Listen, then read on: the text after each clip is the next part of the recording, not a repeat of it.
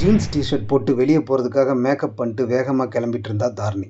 அதை பார்த்து ரசிச்சுக்கிட்டே படுத்திருந்த கார்மேகம், சேலையிலையும் சுடிதார்லையும் தான் ஒன்று பார்த்துருக்கேன், இப்போ தான் முதல்ல ஜீன்ஸ் டிஷர்ட்டில் பார்க்குறேன் அப்படின்னு சொன்னார். அதுக்கு தாரிணி, எப்படி இருக்குது அப்படின்னு கேட்ட உடனே கார்மேகம், நல்லா இருக்குது, இருந்தாலும் சேலை சுடிதார் மாதிரி இல்லை அப்படின்னு சொன்னார். அதுக்கு சிரிச்சுக்கிட்டே தாரிணி, ஒத்துக்க மனசு வராதே அப்படின்னு சொன்னான். அப்போ திடீர்னு உணர்ச்சி வசப்பட்ட கார்மேகம், இவன் படுத்த படுக்கை ஆயிட்டான், இனி இவனை நம்பி எந்த பிரயோஜனம் இல்லைன்னு சொல்லி தானே என்னை விட்டுட்டு போகிற தாரிணி அப்படின்னு கேட்க, தாரிணி மெல்ல கார்மேகம் பக்கத்தில் வந்து உட்காந்துட்டு உணர்ச்சி வசமாக பேசினான். நான் இப்போ உங்கள் தாரிணி இல்லை, உங்கள் மகனோட திவ்ய தாரிணி அப்படின்னு தாரிணி சொல்ல, அது கார்மேகம், ஆ மறந்துட்டேன், திவ்ய தாரிணி அப்படின்னு சொல்லிட்டு நம்மட்டு சிரிப்போடு பேச தொடர்ந்தார். அப்படி என்கிட்ட இல்லாத என் மகன்கிட்ட என்ன இருக்குது தாரிணி அப்படின்னு கார்மேகம் கேட்க, அதுக்கு தாரிணி துணிச்சல் அப்படின்னு சொன்னான். அதை கேட்டு வெக்கப்பட்டு தலையை திருப்பின கார்மேகத்திட்ட, தாரிணி, இத்தனை வருஷம் உங்கள் கூட இருந்திருக்கேன், ஆனால் என்னை வெளி உலகத்துக்கு காமிக்கணும்னு தோணுச்சா உங்களுக்கு? காரணம் பயம். என்னால் உங்கள் மரியாதைக்கு ஏதாவது இடைஞ்சல் வந்துருமோங்கிற பயம். அது உங்கள் மகன்கிட்ட சுத்தமாக இல்லை.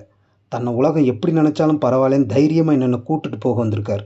நானும் போக தயாராகிட்டேன் அப்படின்னு சொல்ல, அப்போ அங்கே வந்த கார்மேகத்தோட பையன் ஸ்னேகன், என்னை மன்னிச்சிருப்பா, எனக்கும் ஒரு பிரேக் த்ரூ தேவைப்பட்டுச்சு, தாரிணிக்கும் வெளி உலகம் வெளிச்சம் தேவைப்பட்டுச்சு, அதான் உன்கிட்ட இருந்து தாரிணியை கூட்டிகிட்டு போகிறேன் அப்படின்னு சொல்லிட்டு தாரிணியை கூட்டிகிட்டு கிளம்புனான்.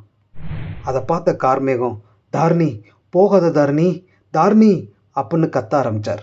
அப்போ திடீர்னு ஒரு ஹாஸ்பிட்டலில் நர்ஸ் ஒருத்தங்க டாக்டர் ரூமை நோக்கி ஓடி வந்தாங்க. பதட்டமாக வந்த நர்ஸ் டாக்டரை பார்த்து, டாக்டர், ரூம் நம்பர் 304 இருக்கிற பேஷண்ட்டோட ஹார்ட் பீட் ரொம்ப கூடுதலாக இருக்குது டாக்டர் அப்படின்னு சொல்ல, அதை கேட்ட டாக்டர், என்ன சொல்கிறீங்க அப்படின்னு சொல்லிட்டு வேகமாக ரூம் நம்பர் 304 நோக்கி ஓடினாங்க. அப்போ அந்த ரூமில் செயற்கை சுவாசத்தோட எந்த நினைவும் இல்லாமல் படுத்த படுக்கையாக இருந்தார் கார்மேகம். பக்கத்தில் ஸ்னேகன் நின்றுட்டு இருந்தான். அப்போ அங்கே வந்து டாக்டர், என்னாச்சு அப்படின்னு கேட்க, அதுக்கு ஸ்னேகன், இல்லை டாக்டர், இன்றைக்கி நான் எழுதின முதல் நாவலோட வெளியீட்டு விழா, அதான் அப்பாட்ட சொல்லிகிட்டு இருந்தேன் அப்படின்னு சொன்னான்.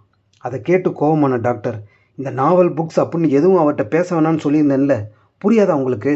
தன்னால் எந்த புக்ஸும் எழுதி முடித்து வெளியிட முடியலங்கிற ஏக்கத்தில் தான் மருந்தை குடித்து இப்படி கோமாவில் வந்து படுத்து கிடக்கிறார். இப்போ நீங்களும் வந்துட்டு கொஞ்சம் வெளியில் இருங்க அப்படின்னு சொல்ல, ஸ்னேகன் திவ்ய தாரிணிங்கிற நாவலை அங்கே இருந்த டேபிளில் வச்சுட்டு கிளம்புனான். அப்போ டாக்டர் ட்ரீட்மெண்ட் ஆரம்பிக்கிறதுக்காக கார்மேகம் பக்கத்தில் போனப்போ அவர் கண்களில் கண்ணீர் வடிஞ்சிருந்ததை பார்த்தார்.